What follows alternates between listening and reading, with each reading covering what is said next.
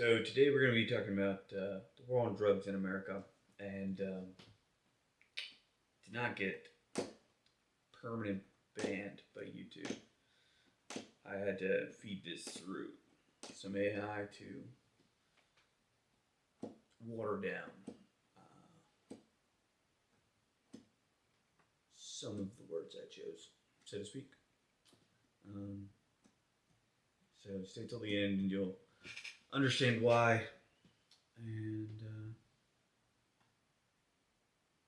so this is the war on drugs in America.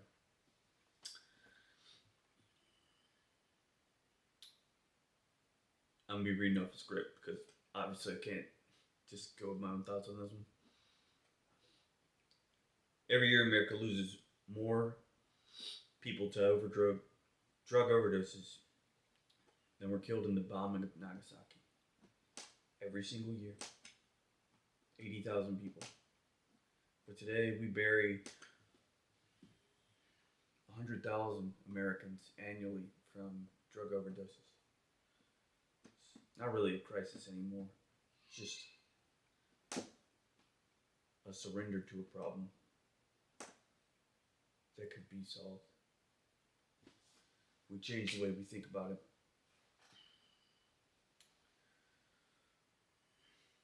Synthetic opioids are the ones killing the most people, and they're trafficked in through foreign cartels. They aren't just gangs, they're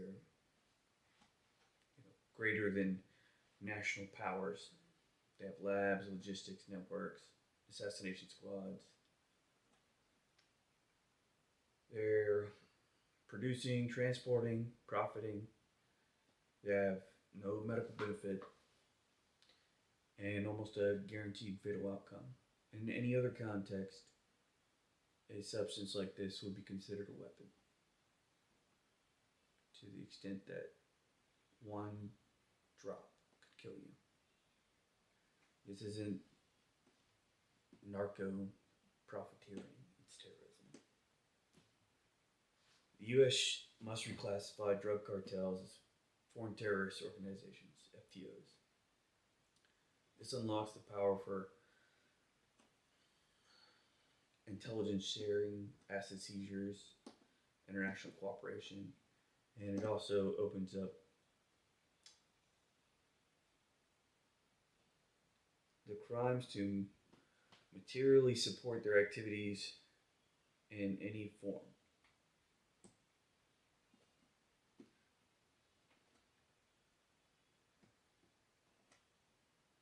And it also expands the ability to combat them in expanded scopes.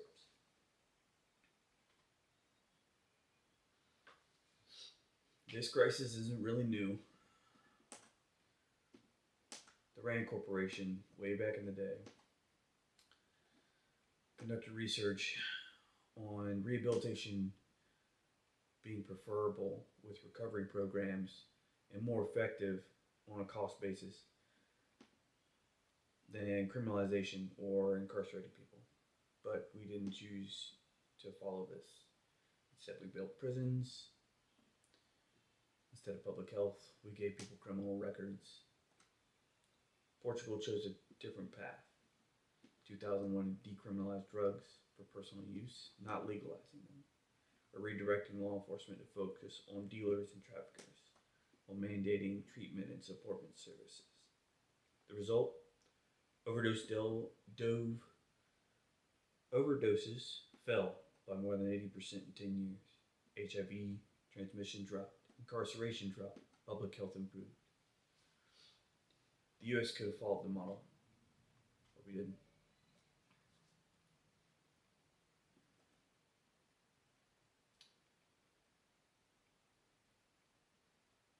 The day to stop is always in the future for a drug user. And sometimes that first step is the most difficult one. So it's time for us to be the one who puts it on the calendar. May 15th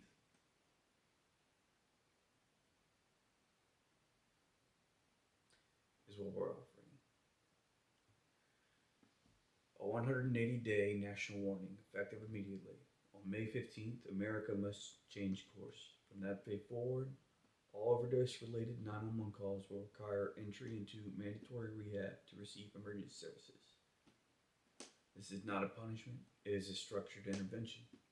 Voluntary recovery has failed under systemic collapse. It's time for compulsory pathways with legal, medical, and housing support. The 6-month period gives every individual and every family time to repair, seek help, and find resources. The warning itself must be loud, nationwide, emotional, and clear. If you continue down the path, help will not come. The message must combine the fear of death with hope for a life reclaimed.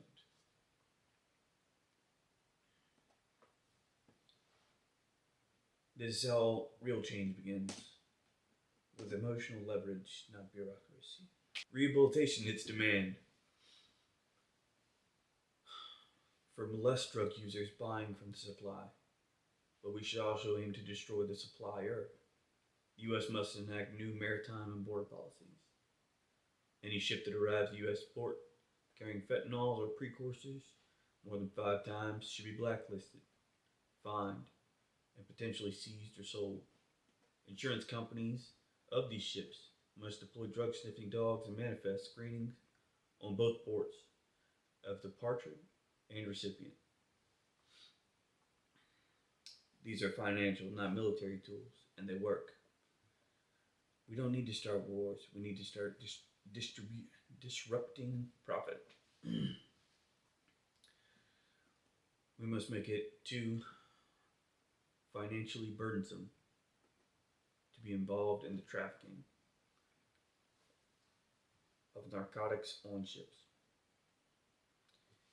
Each intervention must do 2 things: drive up the cost of the operations for traffickers and create unpredictability in the supply chain. When both happens, the cartels lose economic power and violence drops in parallel, because the majority of cartels soldiers are only in it for the money, and if there is no money, they can choose again.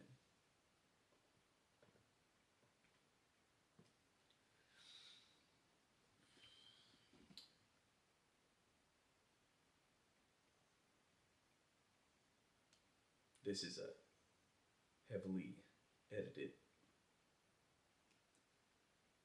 because of legal constraints in this section. Now let's talk about something even more uncomfortable. The Federal Reserve quietly plays a role in laundering drug money. Here's how it worked. Cannabis is still federally legal, which triggered RICO's charges and anti-money laundering. Banks, under normal rules, cannot touch the money, nor can they accept deposits. It's too risky, and yet these businesses operate. Billions move, dispensaries thrive. Why? Because the Federal Reserve allows it. Behind closed doors, regulators understand that pulling that money out of circulation, removing it from the M2 money supply, would be deflationary and disruptive.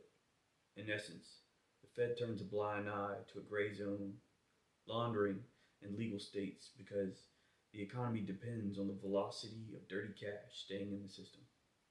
It's illegal in theory, but essential in practice. And that's where the contradiction we live in.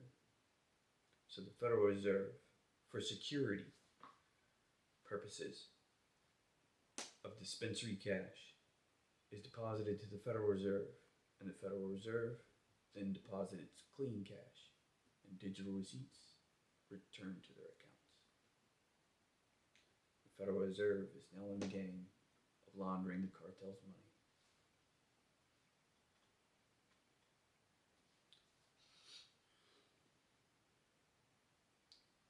After the 180 days,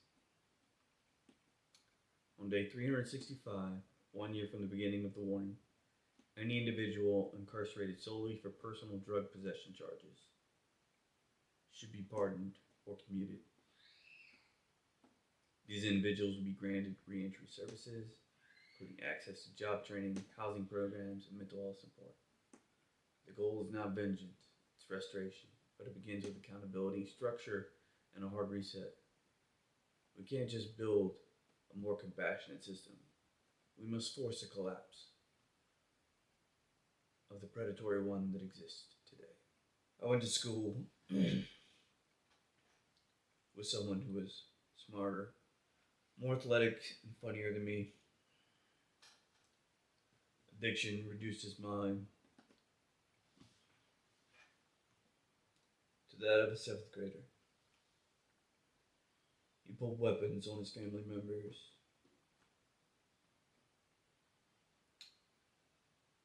He hurt the people who loved him most. He walks like a ghost through the streets in town now. Part of the generation we've allowed to multiply. The growing number of the walking dead. Those bridges are burned, and I don't blame them. For the families, the risks get too high. You all know someone. Everyone does.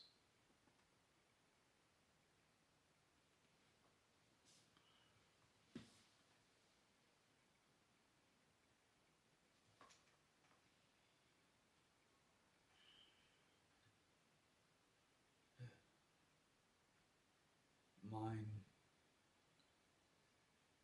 is my brother.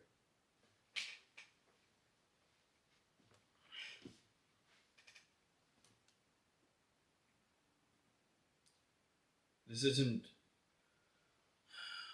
a left or right. It's not about punishment or permissiveness. It's about survival. 100,000 deaths a year is not a crisis. It's surrender. May 15th is the line. From that day forward, you choose treatment or face the reality of being cut off. We pardon the possession, not trafficking. We reclassify the cartels as terror groups.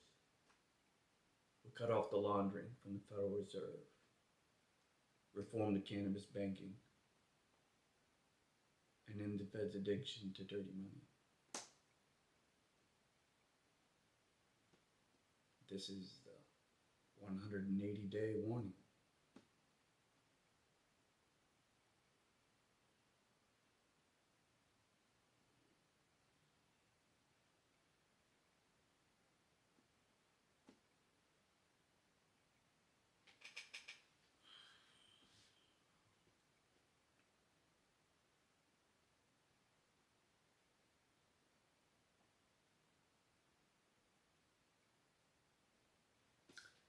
There was a researcher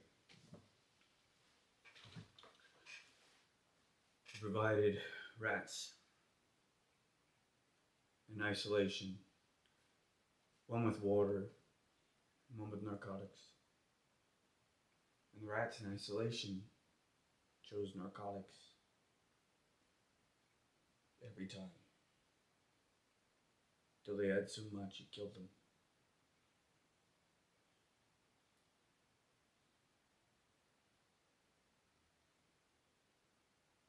Someone said that the experiment was flawed. So he recreated the mouse's environment. He added a community, healthy food, room to play, toys.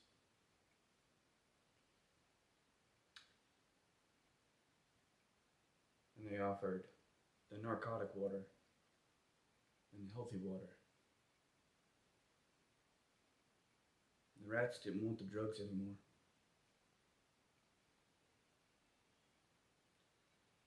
You keep throwing someone behind bars.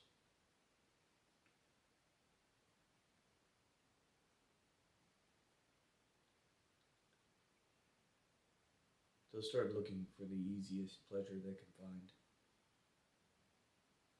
Fentanyl costs 50 cents a hit now in America.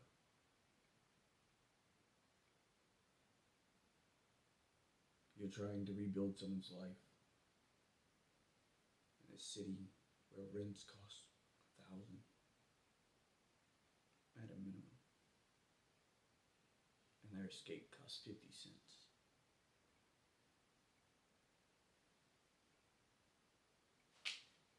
Experiment's already been proven. Maybe we should stop saying it's their fault for offering the stupid experiment.